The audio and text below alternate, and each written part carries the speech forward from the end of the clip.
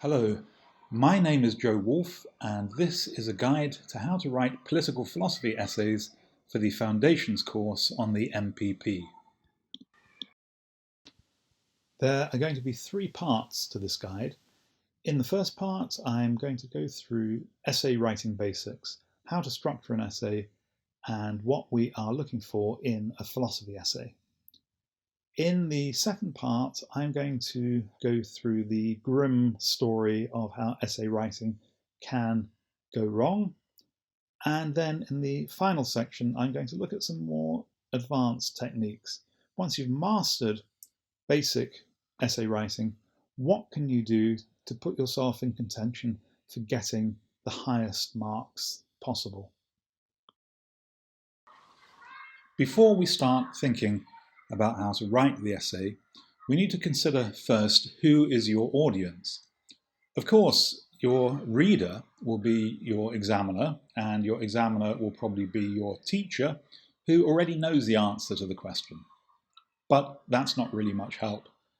What you should do is think about someone who's very like you in many respects, but just doesn't have in their head what you have in yours.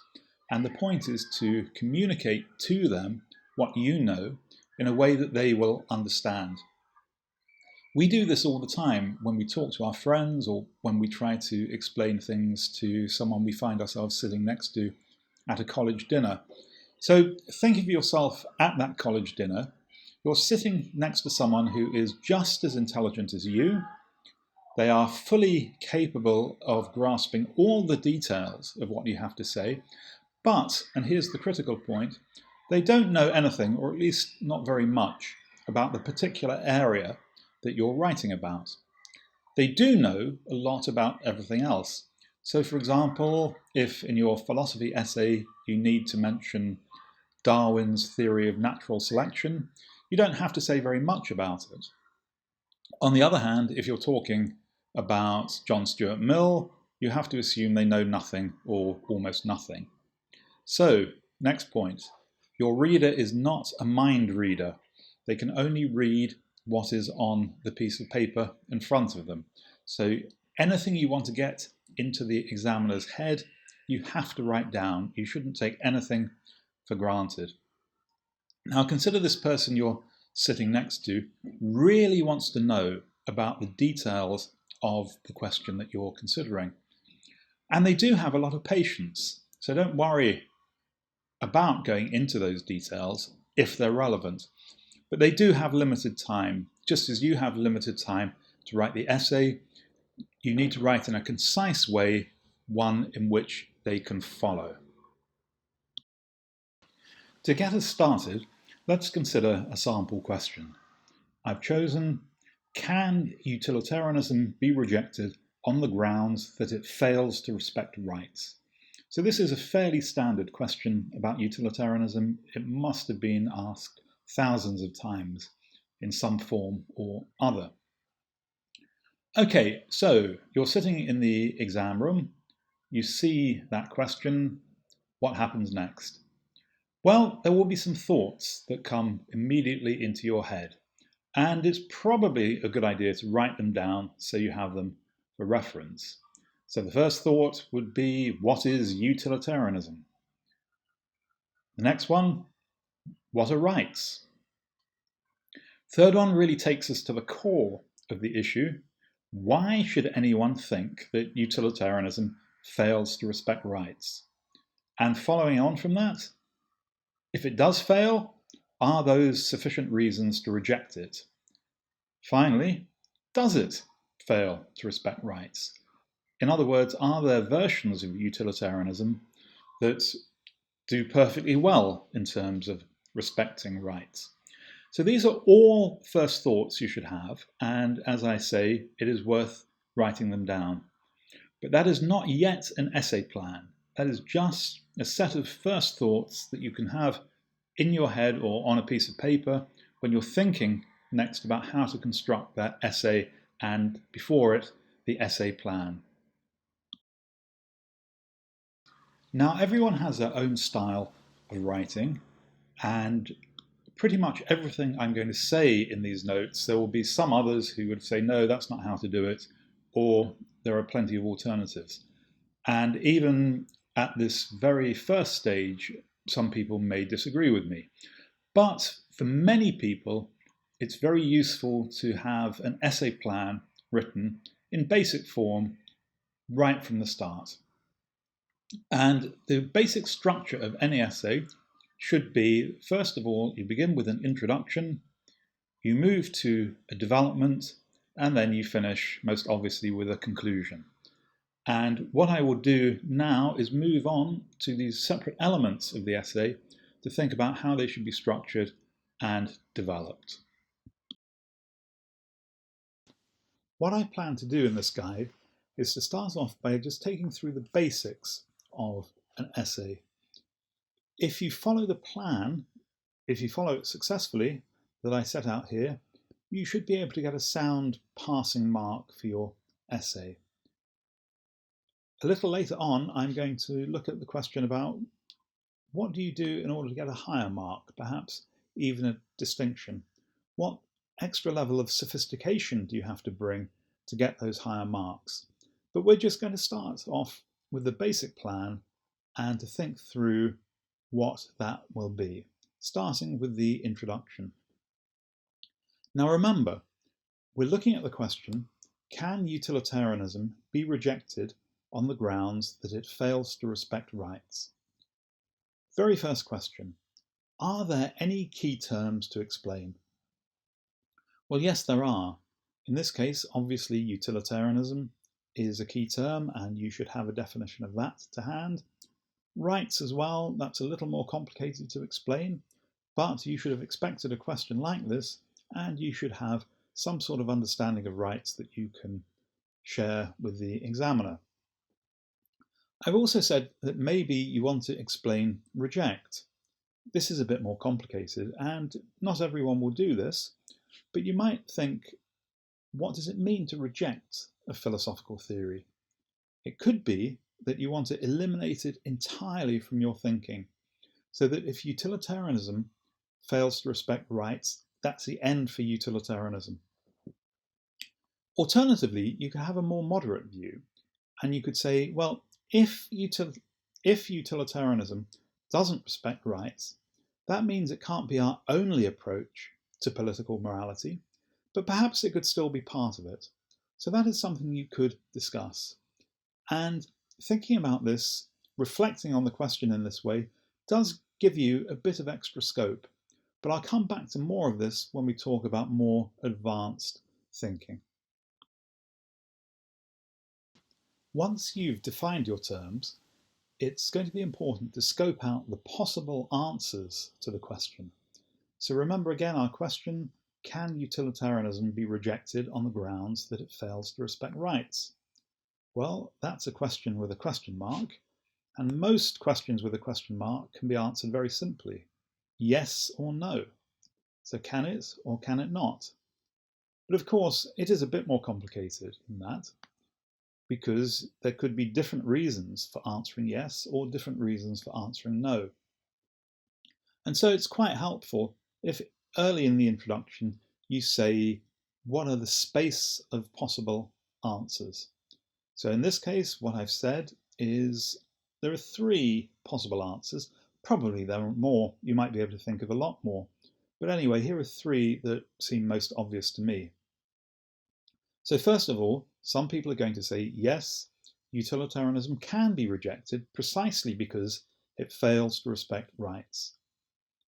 Others are going to be more defensive of utilitarianism and say, no, it can't be rejected on those grounds. Why? Well, here are 2 reasons. One is, it doesn't fail to respect rights. In other words, if you understand utilitarianism properly, you can show how it's compatible with respecting rights. Or, thirdly, it is true, it does fail to respect rights, but this isn't grounds for rejecting it. So perhaps rights are not important, or perhaps the failure to respect rights is not enough to reject utilitarianism altogether. So this can break down into sub-answers as well. but it is good to get particularly the ones you're going to discuss out in the essay quite early on. I once wrote a piece about philosophical writing, and I said that if a philosopher wrote a detective novel, it would begin, "In this story, I will show that the butler did it." And in a way, this is how you should start your essays too. Not necessarily at the very beginning, although you can do that, but at some point in the introduction, either at the beginning of the introduction or at the end. And what you want to do is to make very clear what your position is going to be. In the introduction, of course, you can't argue for it, but you can set the context in which you will make your argument. And that concludes what we have to say about the introduction in this basic first pass through, and we'll move now on to the development of the essay. As you move into the main part of the essay, which I'm calling the development, you need first of all to think about whether your argument will need any specialized technical vocabulary. Do you need to bring in some new distinctions or some new concepts that are not in the question? So in the case of our question, many people will want to make a distinction at some point in the essay between act and rule utilitarianism. If you're going to do that, then you have to have a working definition so that you can make clear to the examiner what it is you mean by these terms. Equally, if you're answering another essay, one very specifically about rights, you might want to distinguish between rights and human rights, or you might want to distinguish between legal rights and moral rights. In fact, even in this essay, it may come up that you want to make those distinctions. You need to be ready for them and to have the definitions at hand. How exactly you introduce it is a matter for your own style and judgment. You can make it very explicit at the beginning of the development, or you could bring in the definitions on the first use of the terms. But in any case, you do need to have them ready to hand. Okay, so now we get down to business.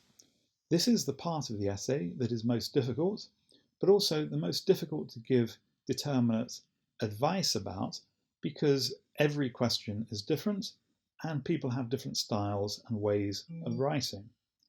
But nevertheless, there are some fairly general things we can say, and it's good to illustrate them with the question we've been looking at. Can utilitarianism be rejected on the grounds that it fails to respect rights? Well, the first thing that you should be thinking about is, why does anyone think that utilitarianism fails to respect rights? And you will know the answer to that. Utilitarianism is a maximizing doctrine. Perhaps the way to maximize utility is to violate someone's rights. So at least there's a prima facie argument that utilitarianism does fail to respect rights. How you develop the essay from here on will depend on what your own position is going to be, what your conclusion is going to be. Do you think that the prima facie argument is correct, or do you think it's wrong? This will lead you to set up a dialogue between you and your opponent. So in that dialogue, you will probably want to look at the distinction between act and rule utilitarianism. You'll want to think whether rule utilitarianism is really a coherent view. You might think that it gives rights the wrong sort of basis, or you might think it gives rights the correct sort of basis. But the things to think about: what is your position and what is your argument for your position, and what replies are there and how will you respond to them? In other words, how can you create a type of dialogue between you and a fictional opponent that will in the end land you on the correct position, or at least the position that you have decided to defend in the essay? You might by now be getting very bored of seeing the question repeated on every slide. so far, and I will stop doing that soon. But it's really a reminder that you are there to answer a question, and you need to keep that question in mind all the time. So in the last slide, I went over pretty quickly what is really the meat of the essay. What is your argument? What are the objections to your argument? And what are your replies to the objections? And this can go through a few more cycles, of course. There's no reason why there's only one objection and one reply. And for that matter, there's no reason why there should only be one argument. You might have 2 arguments or 3 arguments. Of course, the more arguments you have, the less time you can devote to them, and it's a good idea to make sure you do things in a good degree of detail rather than just surveying a lot of different arguments and not going into the meat. Once you've given your argument, you need to be sure that the argument actually answers the question. You need to tie it back. So at the end of the development, you need to show, or at least it's a good thing to show, how the argument you have given provides a good basis for a determinate answer to the question, and the question that you have said you're going to answer in the introduction, and to answer it in those terms. When I was an undergraduate and I asked my tutors for advice on writing essays, they gave me some very simple guidance. One person said, answer the question clearly and simply. Very good, very helpful, actually extremely helpful, although it doesn't give you a lot to go on. Another person said, well, an essay is structured into the introduction, the main part, and the conclusion, just as I've shown you here. And what you do in an essay is say what you're going to say it, and say that you've said it. Well, again, not very meaty advice, but very sound. The conclusion should simply be a summary of what you have done. The conclusion can almost be part of the introduction in the past tense. So in the introduction, you say that you're going to show something, then you show it, and in the conclusion, you say in a crisp way what you've shown and how significant it is. And that concludes your essay. It doesn't, however, conclude this guide, and what I'm going to do in the next section is to consider some common ways in which essay writing goes wrong. Remember that advice. Answer the question clearly and simply. Well, the first part, answer that question. This is what examiners want. They want you to answer the question. And most of the time, that is what we get. But we don't always get it. Sometimes we get essays that use the question as a hook for prepared material. That is, someone may have worked very, very hard to work out the answer to a question. Sometimes the question they want to answer is not asked, or at least not in the precise form that they wanted. But rather than adapt their answer so that it does address the question that is on the exam paper, what they do is they use the question as a way of just unleashing what they have already prepared. It's like a spring trap. The question sets off something which is then unstoppable. Well, depending on how close you are to answering the question, you might not fail, but you wouldn't get the mark that you would have done if you had answered it properly. And in the worst case, you could get a failing mark. We also see essays that misunderstand the question. This is very unfortunate. We try to set questions so that they are easily understandable, although sometimes there can be a little bit of a trick in a question, or at least accidentally there could be. So you need to think very hard that you have understood the actual question as it is written, rather than something a bit similar to it. Also, sometimes an essay question can be complicated in that it asks you perhaps to define a theory and then to assess whether it is right or wrong, or it can have several different parts in the form of connected questions. Sometimes we see people answering only part of the question. Again, it will get you a much lower mark doing that than you could otherwise have got. What we as examiners want is for you to show a good understanding of the material. Very often we get this, but not always. Sometimes an essay will show an understanding only of part of the material, leaving out some things that are fairly important. It's not unusual also to see that students misunderstand some of the things they're discussing, certainly some of the more complicated areas. And also sometimes students will bring in irrelevant material. Now, of course, what is irrelevant is often a matter of judgment, and it can be very good to bring in some unusual extra lines of argument. But you have to show why they're there and how they connect with the main lines of what you're doing. And finally, it's not uncommon to see confusion of different lines of argument or the views put forward by different philosophers, say. Now, what we need, of course, is for you to answer the question clearly, simply, and let me add, with good understanding. Remember that your examiner is a human being. By the time they're reading your paper, it's possible that they've already been marking for several hours, maybe longer than they should, but just like you, they have a deadline. Because of this, they put particular premium on things they can read very easily.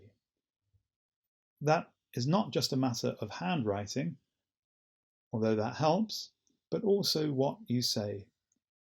What we want is accurate, clear, and precise formulation. We want something crisp, economical, and if it's a pleasure to read, then all the better. But there are ways of making it a pleasure to read. Some of them work, some of them don't work so well. The most common error, I think, and the thing that probably distinguishes the very best essays from the ones below that, is that quite often students are satisfied with getting things approximately right. You've sort of got the definition right, but you just don't have the time or the energy to finish it off properly. Similarly, an argument looks okay, not quite right, but you think the examiner will know it, they know what you're talking about. Well, they do know what you're talking about, but they can only give you credit for what you've written down yourself.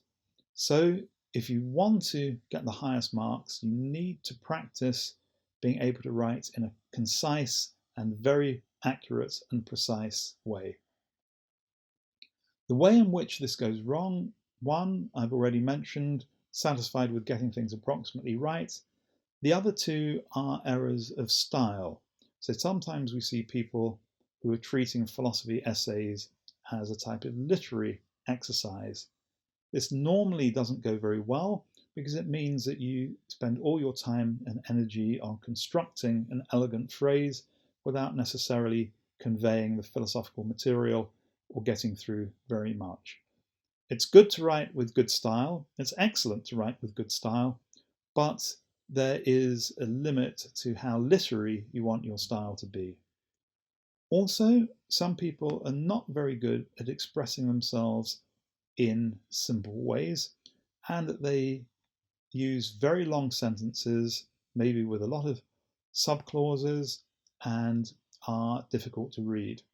Now, if an examiner has to stop and reread a sentence, maybe read it 2 or 3 times, that's going to put them in a bad mood. It's going to make them think worse of you. And if they're really struggling, they might not even take the trouble to read it properly in any case. So it's really to your advantage to cultivate what I'm calling an accurate, clear, and precise style. All right, that's enough horror stories for now. Let's go back to the structure of your essay and how can you make it even better? How can you aim to get the highest marks? Well, of course, avoiding the errors in the last few slides will put you a long way towards getting the highest marks. But what else can you do? Well, you'll see once more on this slide, I have returned to the question, can utilitarianism be rejected on the grounds that it fails to respect rights? And let's think what else you might put in the introduction, in addition to the basic things like defining your terms and looking at the space of possible answers and saying what you're going to say. One thing I think that can be worthwhile is to ask yourself the question, why is this an interesting question? Another way of thinking about it is, why did the examiners bother to ask this question? Now, of course, it may not be an interesting question. The examiners might have just got it off a sheet of old questions. But on the whole, examiners ask something because they think there's something going on in this area. And in this case, you can think, well, why is it that this is interesting? Well, perhaps it's this, that a lot of public policy is made with arguments about the common good. We talk about doing things for the public benefits. We talk about doing things because this seems to be the right thing to do. Why is it the right thing to do? Because the people will benefit. And that sounds very much like a utilitarian style of argument, and that is very common in public policy.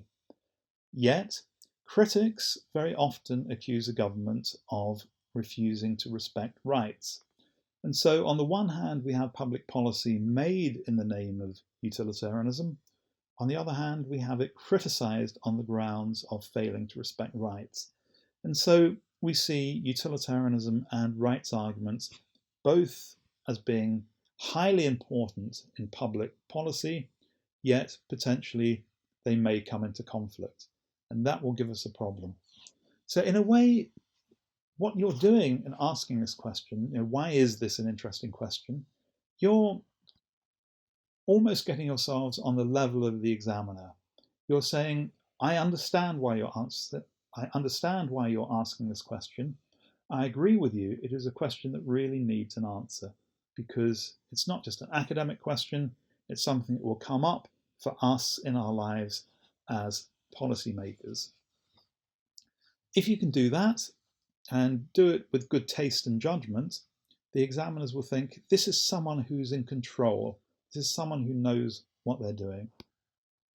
Now, another thing you can do with the introduction is to think to yourself, are there any assumptions behind the question?